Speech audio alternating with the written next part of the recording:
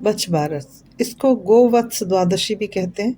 यह व्रत स्त्रियां अपने पुत्र की मंगल कामना के लिए करती हैं, पुत्र प्राप्ति के लिए भी करती हैं और इस दिन भोजन भी अंकुरित चने, मटर, मोठ युक्त करते हैं। इस दिन गाय के दूध व उससे बनी वस्तुएं, जौ, गेहूं आदि का प्रयोग नहीं करते हैं। गोबर का तालाब बनाते हैं, उसकी पूजा पुष्प, धूप, दीप सबसे पूजा करते हैं और उस पर लड्डू रखकर बेटे से लड्डू उठवाते हैं।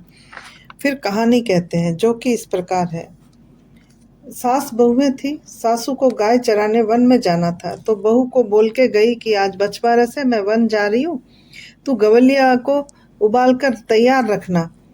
तो बहू ने सोचा कि गवलिया उनकी गाय के बछड़े को कहते थे वहां पर। तो गाय को उसने बछड़े को काट कर और उबाल दिया, डरती डरती कि सासू जी बोल के गए हैं तो उबाल नहीं है। वन से सासू घर आई और बहू से बोली, बहू बछड़ों को छोड़ो, आज बछबारस है, पहले गाय की पूजा कर लें। बहू डर के मारे हाथ मसलने लगी और भगवान से प्रार्थना करने लगी कि हे भगवान, मेरी लाज रखना। भगवान को उसके भोलेपन पर दया आई। हांडी में से भाप निकल रही थी, उसे फोड़कर बछड़ा बाहर आ गया और उसके गले में हांडी की किनार रह गई।